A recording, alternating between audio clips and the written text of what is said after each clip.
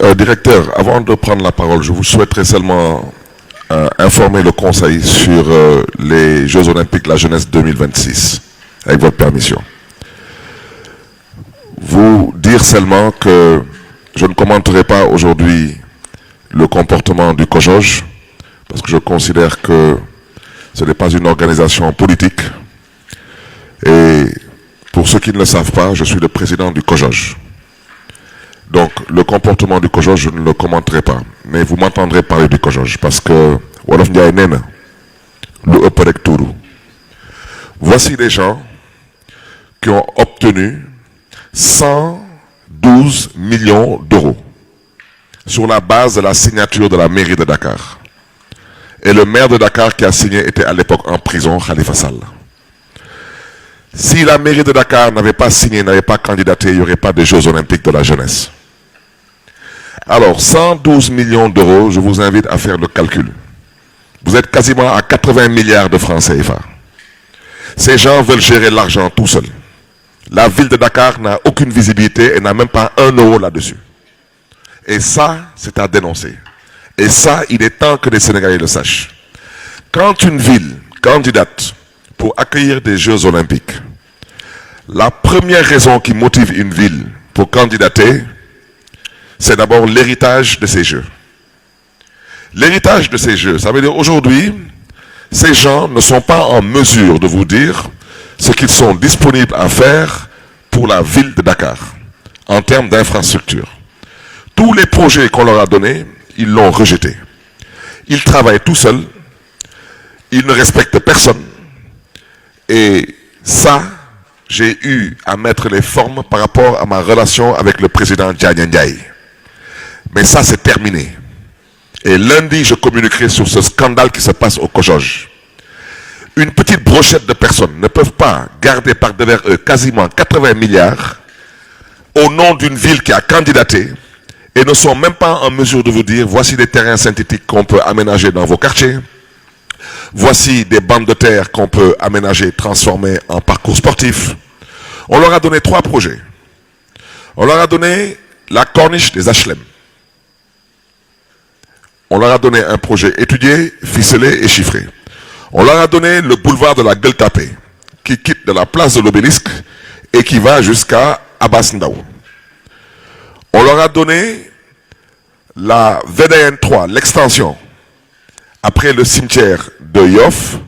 Vous voyez sur la gauche en partant vers Tiawanpel, toute cette corniche. On leur a donné ça parce qu'on considère aujourd'hui qu'à Dakar, il n'y a qu'une seule corniche qui est aménagée, c'est celle que nous connaissons tous. Et aujourd'hui, vous voyez tous qu'avec l'extension de la VDN 3, vous voyez tout l'engouement qu'on voit surtout le matin et le soir par rapport aux jeunes et à toutes les couches qui viennent là-bas pour se promener ou bien pour faire du sport. Alors, imaginez-vous des gens en 80 milliards. Vous leur donnez que 3 projets, ils vous disent qu'ils ne peuvent financer aucun projet. Où se trouve l'héritage de la ville de Dakar? À Paris, l'héritage de la ville de Paris aujourd'hui, ce sont des lignes de métro supplémentaires, des lignes de tramway supplémentaires. Tout le village artisanal à Paris a été transformé aujourd'hui en logements sociaux. L'héritage des Jeux de Paris, c'est énorme. Il n'y a aucune ville au monde qui a eu à organiser des Jeux Olympiques et n'a pas d'héritage.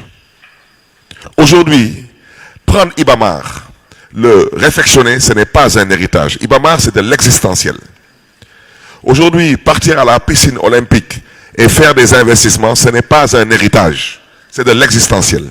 Voici des gens qui ont 80 milliards et qui pensent qu'ils l'ont eu au nom de la ville, avec le label de la ville, et ils disent que la ville n'a pas le droit, 1, de donner son mot, 2, de prétendre à un héritage, et ça sera dénoncé. Alors, au lieu de venir parler de choses qui les concernent, ils veulent s'occuper des choses qui ne les regardent pas. Et ça, je dois vous le dire, parce que nous avons la responsabilité, pour ne pas dire nous avons le devoir, d'obtenir et d'exiger un héritage pour la ville de Dakar. Et ça, même les gens de l'Agence française de développement que nous sommes allés voir comprennent ce que nous expliquons. Aujourd'hui, est-ce que vous pensez que c'est trop demandé pour aménager la corniche des HLM? Je crois que le coût tournait autour de 3 ou 4 milliards. Est-ce que vous pensez aujourd'hui que c'est trop demandé pour aménager le boulevard de la Gueule Tapée en un parcours sportif pour à peu près un coût d'un peu moins de 2 milliards? Est-ce que vous pensez que c'est trop demandé pour aménager un parcours sportif sous la corniche pour à peu près un coût de, je crois que c'était un peu moins de 3 milliards? Et on leur a aussi proposé de mettre dans les communes ou à défaut de mettre dans les arrondissements des terrains de sport. Mais qu'est-ce qu'on demande de trop ici? Voici le problème qu'on a avec ces gens.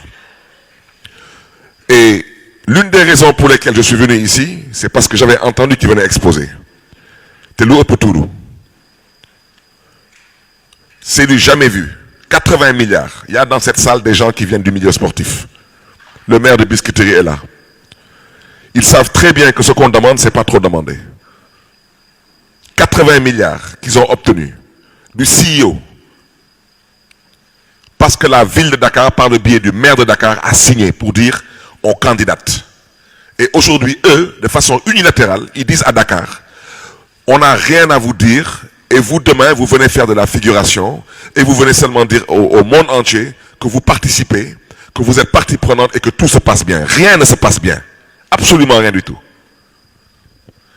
Les gens qui sont au CNOS n'ont pas été élus par les Dakaroises et les Dakarois.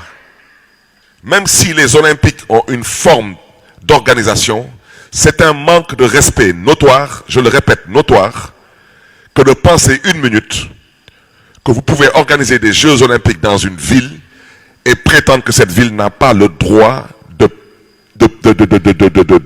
proposer des projets qui doivent rentrer dans le cadre d'un héritage. Voici le problème que nous avons avec le CNOS.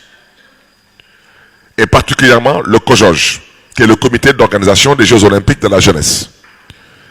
Et je vous invite à aller regarder, au besoin je demanderai même à la DSGA de vous donner les textes qui régissent le COJOJ, à l'image des textes qui ont eu à régir le COJOP, qui était le comité d'organisation des Jeux Olympiques de Paris.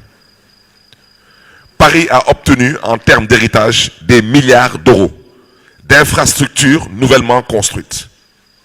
Et Dakar, aujourd'hui, on veut nous endormir. Ils ont 80 milliards, mais eux, ils disent qu'ils n'ont rien à construire. On a candidaté, le maire a signé en prison parce qu'on lui a vendu un projet, on lui a vendu un héritage pour Dakar. Ça, je tenais à vous le dire, parce que le conseil municipal que vous êtes, vous avez aujourd'hui une opportunité de métamorphoser le cadre de vie dans vos communes et dans vos quartiers. Et ça se passe partout comme ça. Et à Paris, ce n'est pas que Paris. Si vous prenez le conseil départemental de Seine-Saint-Denis, ils ont obtenu énormément de choses. La commune de l'île de, la commune de Seine-Saint-Denis dirigée par le maire Mohamed Niabali, qui est originaire du Sénégal, il a obtenu énormément de choses. Mais parce que c'est ça l'esprit même des jeux. Et je terminerai par vous dire une seule chose. Ces gens-là, si vous les suivez, vous les laissez faire, depuis que le monde existe, le Sénégal sera le premier pays à organiser des Jeux Olympiques et à rafler 0 médaille. Vous savez pourquoi? Il n'y a aucune fédération impliquée. Il n'y a aucune ligue impliquée. Voici le problème du COJOJ aujourd'hui, et particulièrement le problème du CNOS. Et il est temps que le CEO soit informé. Alors, au lieu de venir parler aujourd'hui de choses qui les concernent, ils décident que soi-disant, ils ne rentrent pas dans la salle au prétexte qu'il y a une situation politique qui ne les regarde pas. Et je préfère ne pas parler. Parce que ces gens-là, à la limite, ils m'ont ciré les baskets pour jouer le jeu. Et je le répète, j'ai fait beaucoup de choses pour le président Ndiaye Ndiaye. Mais aujourd'hui, ce qui se passe pour l'organisation de ces Jeux Olympiques, c'est totalement inadmissible, inacceptable. Et même le gouvernement du Sénégal ne doit pas l'accepter. Parce que ces gens-là n'ont été élus par personne au prétexte qu'ils ont le droit d'avoir 80 milliards par devers eux et faire ce qu'ils veulent sans l'aval de personne. Ils sont tout seuls. Ils gèrent l'argent tout seuls, ils donnent de compte à rendre à personne. Donc ils allaient venir exposer quoi? Rien du tout. Et je parle sous le contrôle de la mémoire vivante de la ville de Dakar, l'ancien secrétaire général de la ville, M. Mourad Djei. qui est aujourd'hui le point focal au niveau du CONOS et au niveau du COJOJ. Ils ne sont même pas en mesure de vous dire qu'ils peuvent même nous offrir un terrain de football. Je ne parle pas de choses, une fois de plus, à réflexionner. Je parle de choses à construire. 80 milliards, 112 millions d'euros. Les fédérations, zéro. Les ligues, zéro. La mairie de Dakar, la ville de Dakar, en termes d'héritage, zéro. Ça veut dire quoi cette histoire? Ça, je tenais à vous le dire.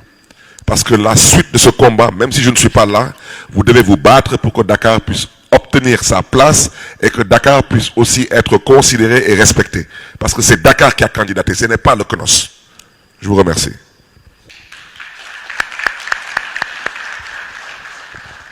Et